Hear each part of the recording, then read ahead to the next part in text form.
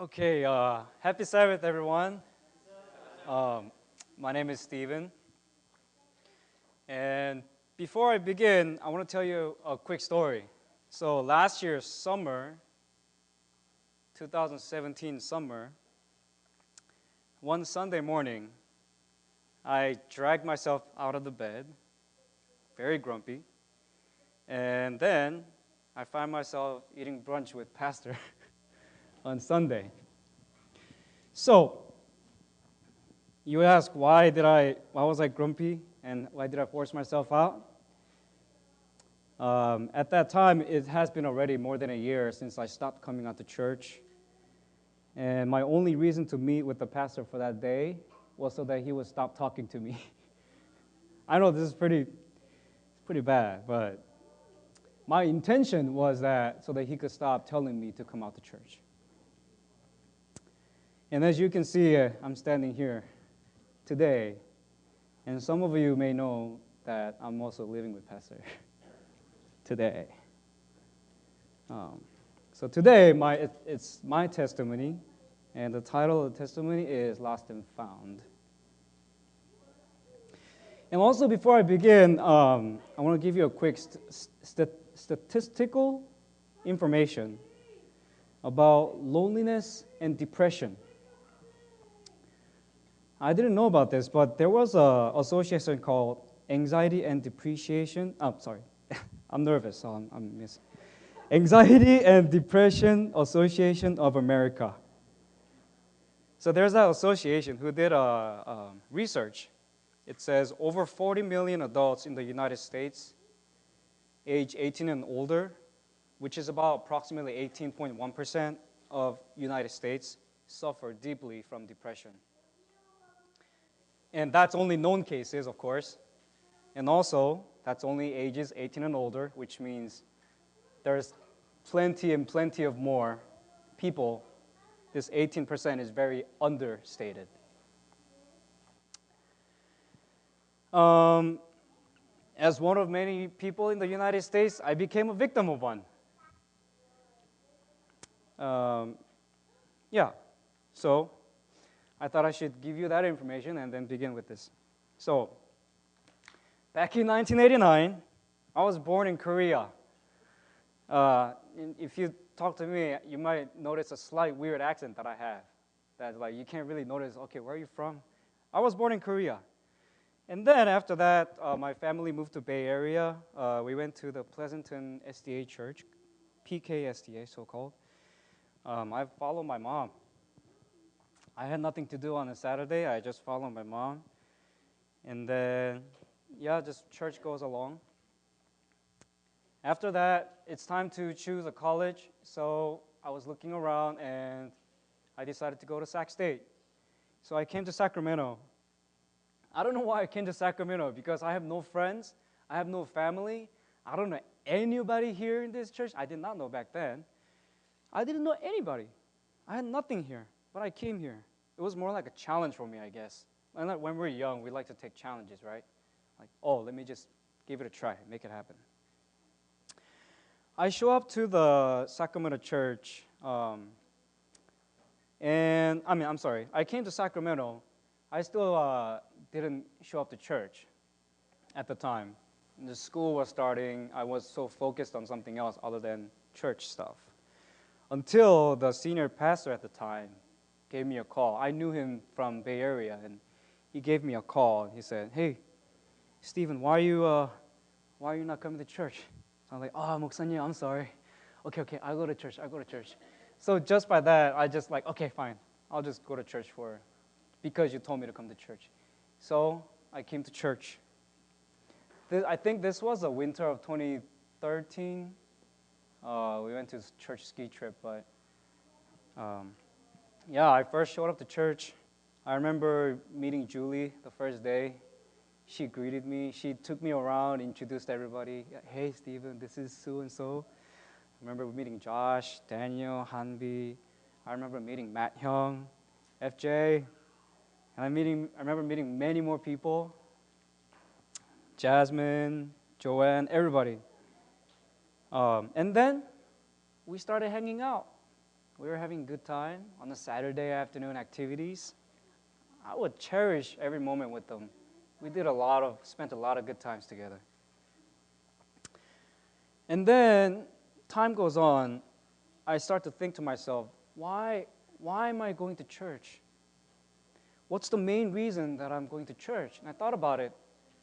It's the people. FJ, Julie, Jasmine, Daniel, Josh, Hambi, everybody. And then you can't forget our delicious Saturday freebie, the potluck. You see, I'm living by myself. As a guy who's living by myself in my age, I don't have to cook, I don't have to pay, and also there's no limit. I can eat as much as I can. And that is on weekends, which is a good treatment for me. So I definitely took advantage. I came out for food and people. I continued to come out to church for food and people. We hung out, we did things, I ate food, we were happy. But on a daily basis, I would still go to work, I would study, keep myself busy. I would come home and I still felt very lonely. I think I was longing for affection. But I don't know, it's just something was missing. I felt like I was doing everything I can. I came to church, I sang song. When there's a Bible study, I try to read the Bible. Yeah, that makes sense to me. I tried to read everything as I can. At the end of the day, I felt so alone. I come home and I'm all by myself. I wish I was with somebody. I don't know. When I'm home, I would just be alone. I would eat by myself. I would work out by myself. I would watch movie by myself. I would cook by myself. And then cooking got bored, so I would eat out by myself, right? A lot of Chipotle and Subways. So, I'm kind of sidetracked, but when I walk into Chipotle, it's located in Sunrise, near Vehicle Drive and Sunrise. When I go in, they know what I want because I go there so many times. So, what did I do? I started dating. I met a girl, and guess how I met this person? I met this person because she was out there. I know this might sound a little weird. Oh, Stephen, you might make it sound so easy. How do you meet a girl so easy? But it's not like that. Hear me out. Let me clarify. You see, every one of us have our own ideal type, something that we prefer. I totally ignored all that. I was so desperate. I was longing for just anything, anybody. So, sure, if you wanna go for a date, sure, let's do it. All right, let's do it. We start dating. Now, so I'm gonna use this analogy a lot throughout my testimony. This is my heart, okay? And it's empty inside.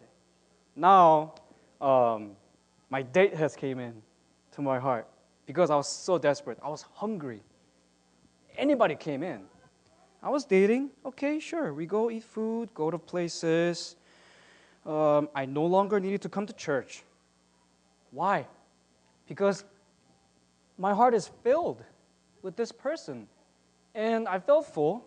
We have a lot of stuff to do on Saturday. Saturday morning, we got to do this.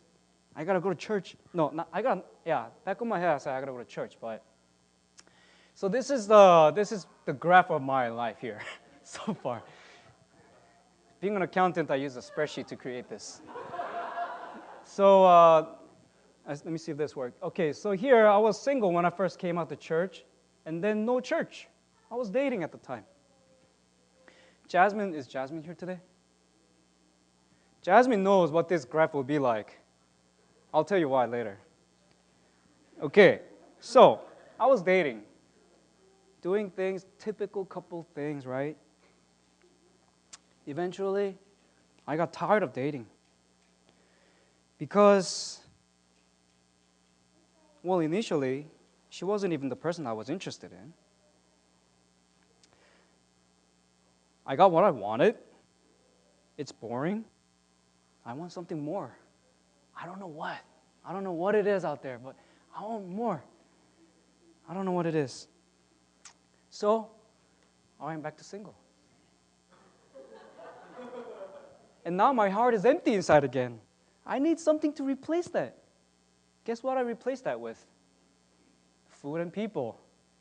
So I came back to church to enjoy, back into our SKSTA youth group, spent a good time over the summer, enjoyed a good potluck.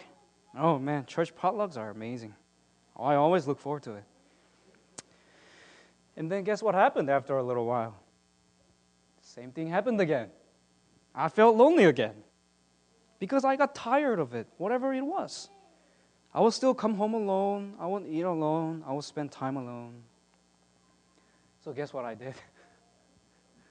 It's like I'm so foolish. I started dating again. Right? And yeah, this time, same thing.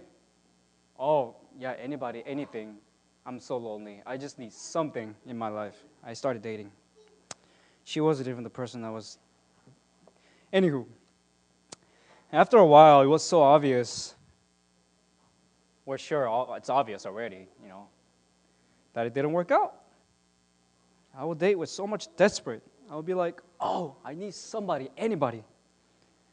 I just need anyone to spend time with. Didn't work out, so I break up. Again, I know I'm making it sound like super easy, but at the time it was very hard, of course. I hope a little message to our young new future here. Please do not repeat my mistake. Please don't. So by this time, I'm back to single here. But it's been way too long since I've stopped coming out to church. And I got scared. What if they don't accept me as who I am? What if they think, oh, Stephen, you're just using the church to, I don't know. I got so scared. I got too scared to go back to church. So I became single, but I didn't go back to church. And then that got me into depression. You see, the thing about depression is that you don't know you're in depression at the time. But when you go back in time to think about it, I'm really happy that, when you go back in time to think about it, you know it was a depression.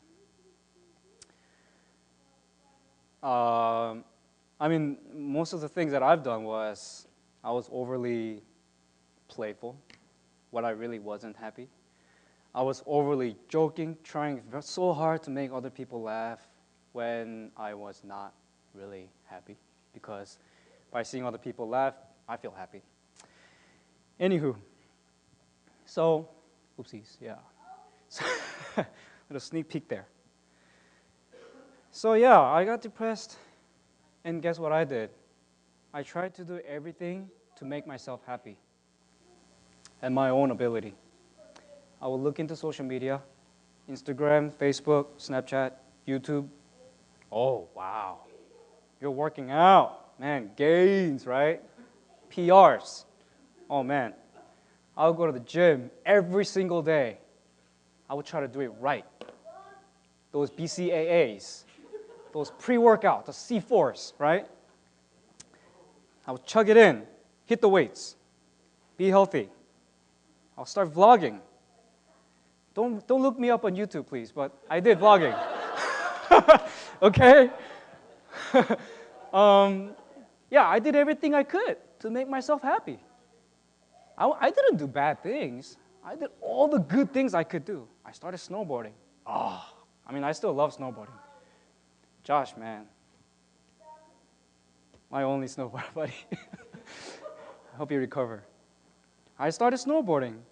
I started working like crazy, day and night, weekends, weekdays. I couldn't wait for everyone to go back home at work so I could be more productive late at night by myself.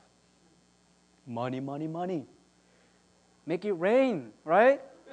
Make me happy. Oh my goodness. Make me so happy.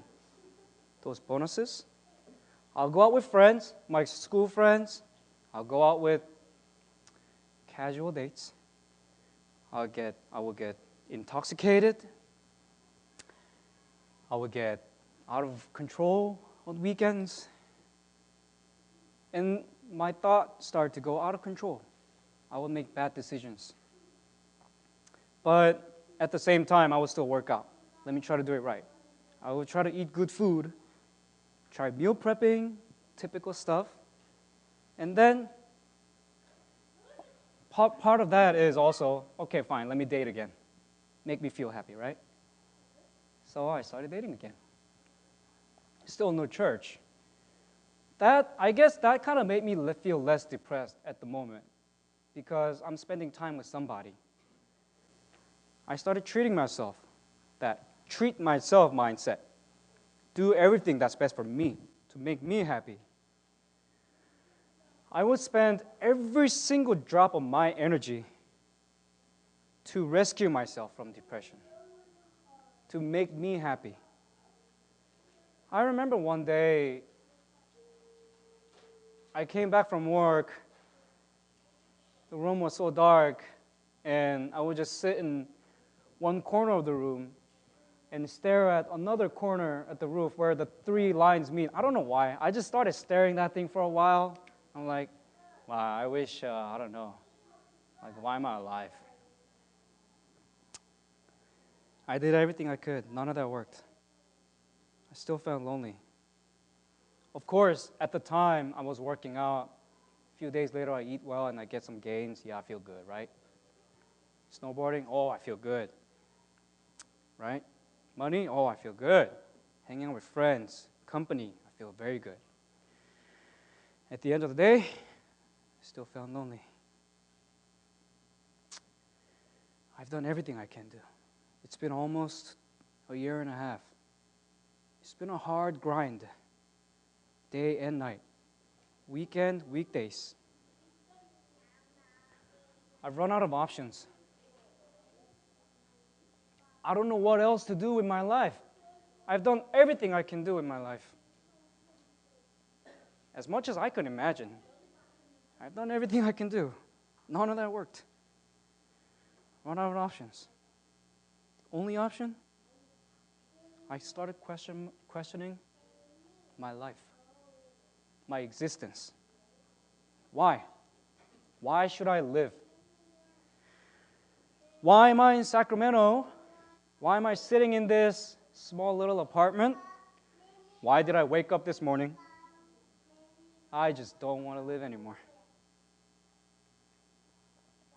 My relationship with family goes bad. My relationship with friends also goes bad. I started to be very cautious. What if they don't like me? I'm scared. I was living like a zombie. I felt like a zombie. I gave up everything. I dragged myself to work. I dragged myself to gym. Well, of course, if you do a little pre-workout, I'll be kind of a little energetic, but still, I would drag myself to gym. And then, later in the day, I would drag myself to bed. I couldn't sleep at night. I would wake up wishing my eyes never opened. I would spend so much time on social media to look at other people's nice things, nice cars, nice couples. You know, you've watched those like YouTube video clips where couples do good things to each other and you were like, "Aw, so sweet." It was really good. I intentionally spend so much time looking into other things because the more I do it, the less I feel bad. The less I felt sad. What was actually happening was I was ignoring my sadness. I was pushing it down, further and further down. I would hear other people's story when I meet with friends, coworkers, so I don't have to think about my sadness. I wouldn't have to think about my depression. So I'm like, And then people were like, wow, you're a really good listener. Oh, yeah, I was, huh? I definitely was. I was a walking dead. I was a zombie. I would deny God because I prayed so hard all this time. I would do everything right. God, thank you for this day. God, thank you for my family. I pray for my mom, please. Please take care of her health. My sister raising kids, please be with her. I would pray every day. Pray so hard. I'm still sad. So, what happened to my life? I started denying God because I felt so betrayed. None of this came true. I'm trying to do everything I can with good intention, the best intention that I have. I know God is there, but He's not hearing my prayers. Why? You're weird, God. I started blaming everything to God. Because of you now, I wasted all this time. Church, Saturday morning, I would show up to Saturday morning for what? Food? People? I wasted my time. Huh? Why? I did good things. I didn't try bad things. I prayed so hard. I felt really, really betrayed by God. He made me do all these things, and then He didn't hear my prayers. I started to think, what if? What if the God itself is something that human created to rely on God? What if God never existed? You see, I started to think like an atheist. I started denying the God's existence. I denied the existence of heaven and hell. Or I will take the blessings from God and then I will take it back to Him, let's say offering. I'll take all the credits to myself. Oh man, it's my work. I did it. Do you know how hard I worked for it? I worked day and night. Hard grind. I earned it. It is my credit. God, you're wrong. I pointed a finger to the sky. I screamed out loud, you're wrong. And then from then on, I despised hearing anything about God, about Christianity, because I hated God so much. Anytime when people will come, hey, Stephen, you want to pray? Not really. Or, yeah, sure, I would pray, but I would pray about something very irrelevant.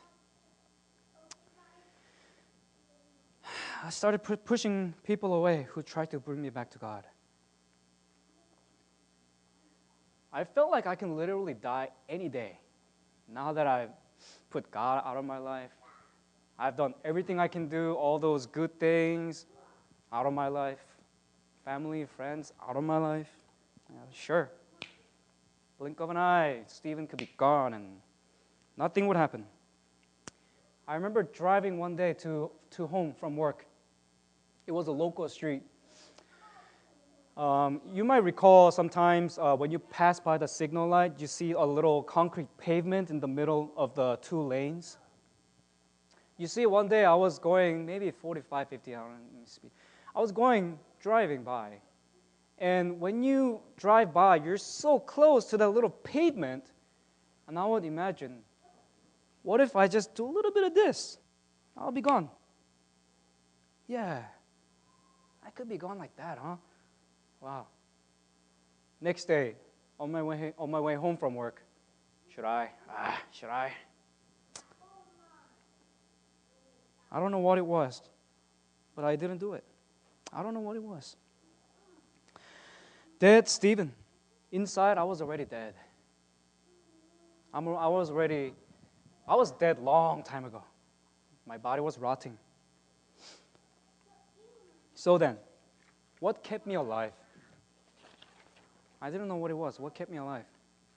So, most people, if you've met me already, You probably know how much I cherish and I enjoy snowboarding. Josh knows, and most people know. It was winter of 2017 and 2018 season. I was snowboarding again, as usual.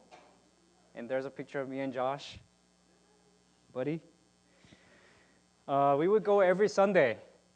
People who I go snowboarding with, it changes every week, but that particular Sunday, it just happened to be Josh and me. You see, because I stopped coming out to church, I never got a chance to see Josh during the year. It was only when we go snowboarding. It's been a while, Josh. I sit next to him at the ski lift. It was just him and me. It was awkward. I like you, man, but at the time, it was awkward. It was awkward because I haven't coming out to church for a long time. And when I see Josh, I think about church. So what do? Our normal casual SDA talk when we see somebody who's not coming to church. Hey, man, how's church? It's good, it's good. It's good, yeah. People there, yeah, it's good, right? And we talk a little bit, and the typical way to end this type of conversation, not to encourage you, but is to, yeah, I should start going to church. Yeah, and then Josh probably will go like, yeah. I'll probably go like, yeah. And then we'll just gently wait until we arrive to the top of the mountain. You see, that didn't happen when we were talking on the lift. But I did say, yeah, I should start going to church. I just said it. And Josh was like, yeah, come. He said those two words. Yeah, come. You see, all this time I was not coming out to church. I was so scared because my priority was still food and people. Yeah, sure, I know there's food. But what if I show up and they don't accept me? What if these people would see me again and say, why are you here? You haven't showed up for 2 years. Why are you here again? What, are you going to leave again? It was obvious. If I kept repeating the cycle, I might leave again. I was so scared. Hearing that one word from Josh's mouth meant so much to me at that moment. The 2 words gave me hope. I didn't go to church because I was afraid, but because I was afraid of what if they don't accept me? What if they don't take me back? I was afraid of losing people and food. What if they don't give me the free food? Right? That means I have to spend money. Living by myself, it's all about savings. I thought about it, and I showed up one day to church. It was about 2 years of wandering. I finally showed up to church. Am I going to get some people and food today? Right? Finally showed up to church. Maybe, but at the time, God was still working to get me back to church. I don't know. So I started coming out to church. I met Pastor Gideon, and he was like, hey, Stephen, I would rather have you come out to our yam time, our Wednesday yam time, instead of church. So I went to the yam time. So this was our old pastor's apartment. That was my very first time showing up to yam time, I think. Or second time, maybe. One of the early days. We would continue our yam time. One of these days, we were covering the dating and marriage topic, which was very, very, very interesting topic to all of us, especially people in our age. At the time, of course, I know if I go back a few slides, we left off in my graph that I was still dating, because I was dating when I was like lost, and then they're still dating her. I was dating a non-believer. I asked Pastor Gideon, do you think dating with a non-believer is okay as Christian? And then the answer was, no, but not recommended. Because, well, okay, if I had an ability to convince and bring this person into Christ, I probably would have full courage to do so. But looking back into this, you see, when I was dating, what happened? No church. You know what that means? I'm a slave of Satan. Satan is not a slave of me. If I were to date a non-believer and still have the ability to bring her to church, I would do it. I didn't have the ability. I thought about it. Well, it happened twice in the past. So, I ended the relationship. I ended the relationship with one hope, one and only hope. Let me at least do what is right. I didn't think about I'm going to do it for God, though that probably was what it was. So now, going back to my heart side here was the person I was dating, or all those snowboarding or whatever, money, or workouts. And now, I stopped dating. I felt empty again, right? I felt super horrible. I was like so desperate again. It's so funny how God works in our timing, because at that perfect timing, when I felt so lonely, we were talking about the love bank in our Yam time. I remember this was also one of our Yam time, a lot of pictures. For some reason, Shauna and Ben, I'm so sorry if I start like pulling your names out, but you guys are really precious to me in my experience. Benjamin and Shauna were grouped with me during the Yam sessions. And I had so many questions during the Yam time about the love bank. You see, the way we learned was, we're thinking of it as like, let's say I have a checking account, and then until I get my paycheck or some income comes in, my balance will decrease as I spend, right? You see, if my love bank has God's love in it, I have endless amount of love in it. So no matter how many love I spend, I'm never going to run out of love. Yeah, sure. What does that mean? I don't know what that means. Yeah, love bank. Okay, sure, yeah. But like, what about interest? What about, certificate of deposits? Or what if, I invest in stocks? I started thinking these stupid, irrelevant things. I just couldn't understand. What are we talking about? Love bank? Benjamin and Shauna were so patient enough to explain to me, Stephen, just like there is endless money that we might have with God, we might have an endless amount of love that in our heart. I looked at them. Man, you guys are different. I haven't seen you guys for. I didn't say this, but it was in my head. You guys are different. I was so curious. Why are they so passionate? How do they know all this? I've never seen them like that before. Yeah, Ben and Shauna will explain to me about God's love, the ultimate source of love, which is endless, and love bank, etc. They had so much passion. They've changed. I don't know what. I started thinking, I wonder what happened to them.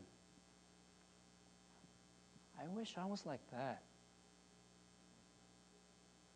It was in the back of my head. I was hiding it, but I wish I was like that. At the end of our Yam session, we always go get to your group and pray. Before we pray, Shauna would ask me, hey, Stephen, do you have any prayer requests? I spoke to Shauna and Ben. Hey, guys. It was kind of hard for me to share, but over the past few years, I've been struggling a lot. A lot. And you guys talk about the love bank, God's love. I don't know what it means. I really don't know what it means. I don't understand what that means. If you can pray for me to know about God's love, I would appreciate it. So, we prayed. Shauna prayed for me. The next following Saturday was a sermon by Pastor Gideon. The title was, What Would Jesus Pray?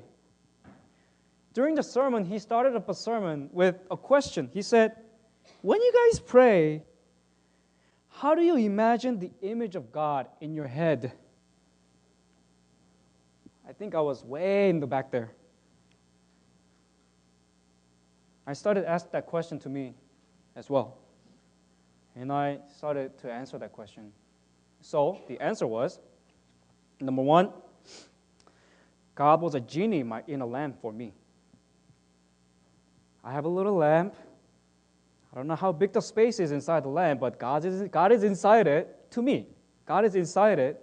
I will rub it so hard. Praying very hard, right? I'll rub it so hard, waiting for God to come out so that He could make my wish come true, right? I have a list of wishes, right? We all have wishes. I treated God like He's my slave. I would tell God what to do. Can you do this for me? Can you do that for me? Can you give me this? Can you give me that? Well, how about this? I prayed to God like this. Can you give this to that person? Can you give this to that person? I can wish on it, but I started giving Him orders. I started ordering Him. I kept God in my little pocket. In this little pocket over here. I kept Him here. I picture Him when I pray. With my eyes closed, when I pray to God, it's so weird. I would imagine like a little ghost in front of me, just facing me when I pray, or I would imagine like something just like roaming around the roof here. My image about God was like that. Okay. And Pastor, during that sermon, was explaining to us how great our God is. Part of that sermon was a significant impact. Part of the sermon was a video that I had a significant impact. I was sitting in the back of this church, and I got chills. I don't know. This is a video that I'm about to show from Francis Chan. And for a brief moment, if you could do me a small favor, let's not think about all this my thing so far. If you can focus on that video for a brief moment, please, I would appreciate it. Let's what you're seeing right now. First of all, this is the Earth. Okay, just you're taking off from the Earth from Southern California, and we're gonna rise up a little bit here. Okay, we're gonna pull away from it. We're gonna pull higher. Now this is at about 10 kilometers. Like if you climb Mount Everest, this is what you'd see. You'd see the curvature of the Earth from that distance. Now we're gonna climb up even higher. This is at 100 kilometers. And you're a fourth of the way to the space station now. This is what you'd see. If you get to this level, you're considered an astronaut. Just if you ever get there. Okay, now we're going 100,000 kilometers. 100,000 kilometers from the Earth. You're a fourth of the way to the moon. That's what the Earth would look like. Now we're going to pull away to 1,000,000 kilometers. At 1,000,000 kilometers, there's the moon. Okay? There's the moon. You can barely see the Earth. You're at 1,000,000 kilometers now. You're past the moon. And now we're going to go to 100 million kilometers. 100 million kilometers. You're still not to the sun. The sun's 93 million miles away. But now we're going to go to 10 trillion kilometers. There's the sun. Okay. You just passed the sun. Now you would see all of the planets at 10 trillion kilometers. And now we're at 10 to the 15th power. That means 10 with 15 zeros. I don't know what that number is. 15 zeros. And the sun's just like a bright dot amidst other stars. And now we're going to 10 light years away. At 10 light years away, come on, let's go. zoom. There you go. 10 light years away. Now you just see the sun with like 11 other stars that are kind of its neighbors. You know, that's our sun. And now we're going to go 1,000 light years away. At 1,000 light years away, you wouldn't even see our sun anymore. These are just a bunch of stars close to it in this cluster inside the Milky Way. Now we're going to zoom out even further, and that's the Milky Way we live in. See that cluster of stars? Those are about 100,000 stars that are closest to our sun. You can't see our sun anymore at this point. Now this is our Milky Way galaxy, and forget about the Earth. Okay, there's our Milky Way galaxy that we live in. And we're just buried in there somewhere. And we're going to pull out even further, and you'll see that our galaxy is actually, it's a big galaxy, and all those other things you're seeing now are galaxies. And we're going to pull away 10 million light years now. His next scene is 10 million light years. Those are all galaxies you see. Amidst our Milky Way, several hundred galaxies. Now we're going to go 100 million light years away. This is the last one. We're going to zoom out to 100 million light years. Those are all clusters of galaxies. Galaxies and clusters of galaxies. You won't even see our Milky Way galaxy anymore amidst that. We don't have telescopes that go beyond that little sphere there. All right, so you see how gigantic this universe is.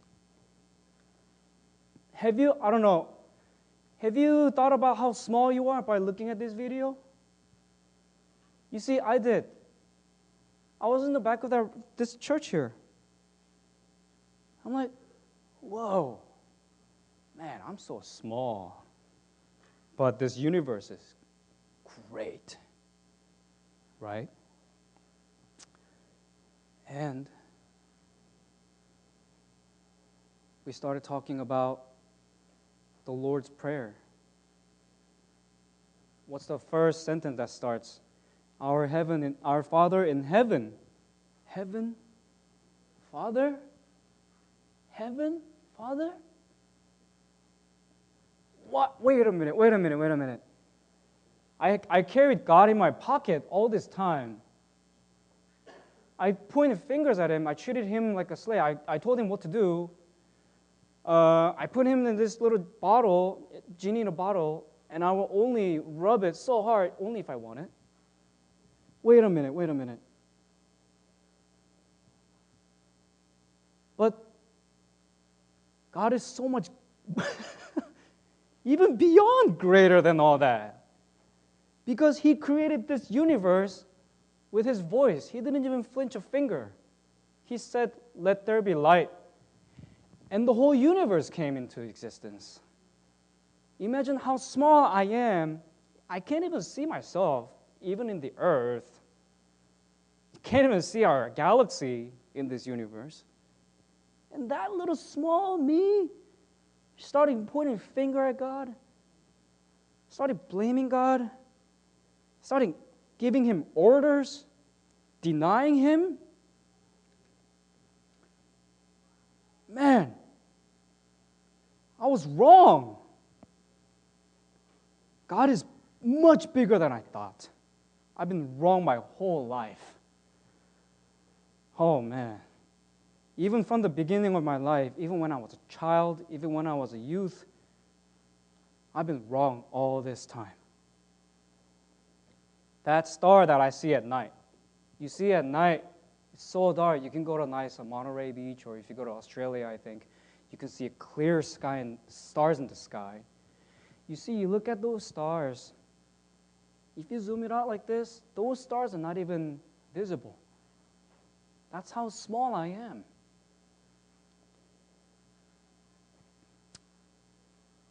How can I put God, who is so great, into my little pocket?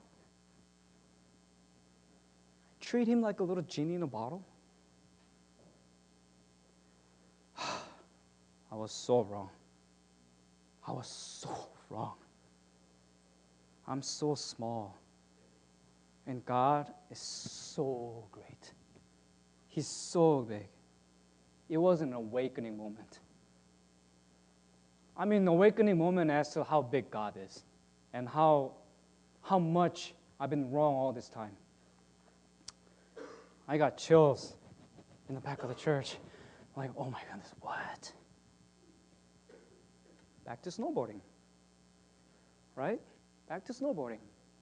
I'm sorry, yeah. As usual, next morning I got back to snowboarding.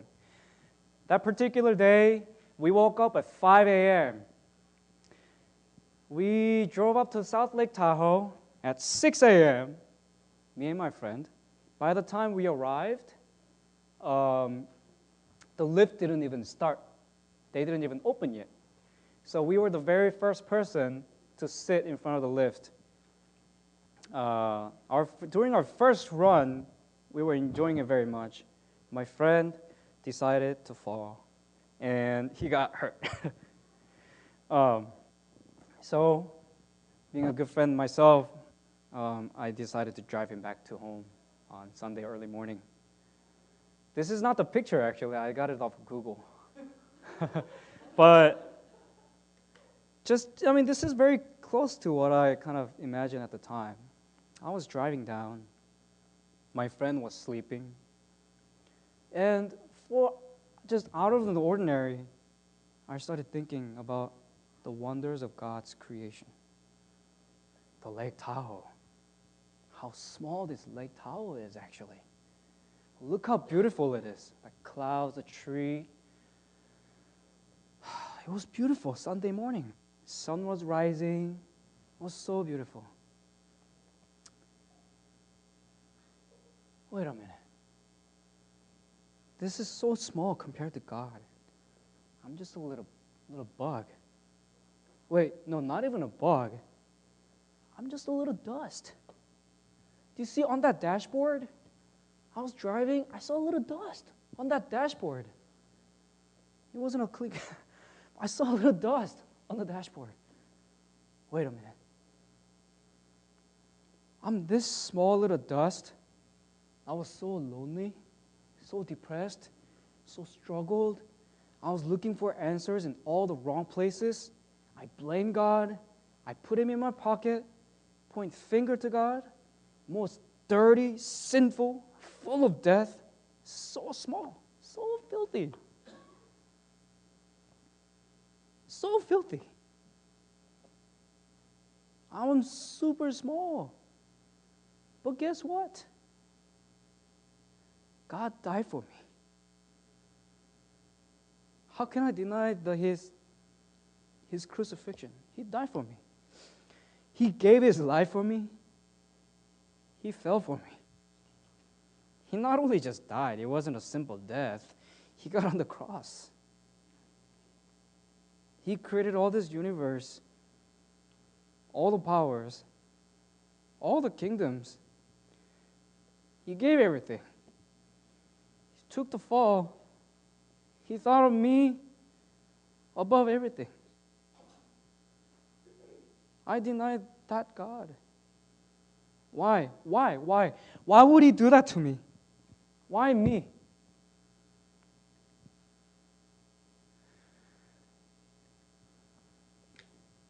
Some of us may know, I remember during the rush hour in the morning, there was this guy who was holding a John 3:16 sign. And I always wondered, what is that scripture? You see, I don't know much about Bible. John 3:16 came up in my head. It says, "For God so loved the world that he gave his only begotten Son, that whoever believes in him shall not perish, but have eternal life." And now I found God. He gave me his life. He breathed me his life so I can live. That little dust can live now. Because God loves this dust so much that he gave his Son for me. That his Son died for me. So this little dust can enjoy his life. I didn't know.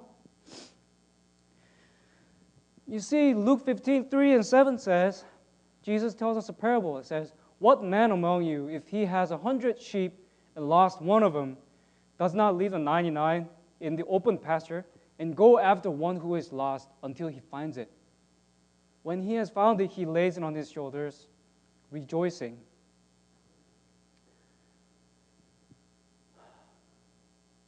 And when he comes home, he calls together his friends and his neighbors, saying to them, "Rejoice with me, for I have found my sheep, which was lost." I tell you, in that same way, there will be more joy in heaven over one sinner who repents than over 99 righteous persons who need no repentance. I was so lost. I thought I was dead. I was looking for the answers of all the wrong places. I pushed away God. I'm that lost sheep in the bush. He came over. He gave up everything. He gave up the 99 sheep. He came, he found me, and he rescued me. He picked me up. He put me on his shoulders. He accepted me to his home. And he brought me back to church.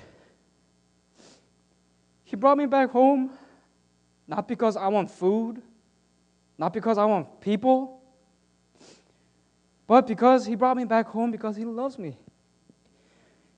It's his work and his love. I gotta praise his love.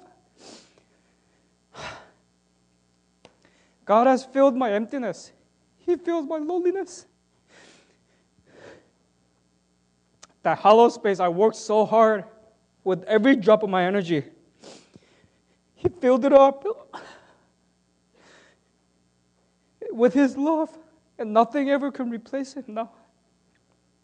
I'm no longer desperate for affection. I'm no longer desperate for attention. I'm no longer desperate for care from other people. I'm not desperate to date another girl anymore. That doesn't mean I want to be single forever. God fills my heart. Nothing can replace his love in my heart. Wow, this is what Ben and Shauna said about the love bank. You see, I didn't plan for any of this. All these events that happened to me, I didn't plan for any of this. I didn't ask for any of this. Certainly didn't ask for any of this. When I look back, I even pushed people away. I didn't ask for any of this.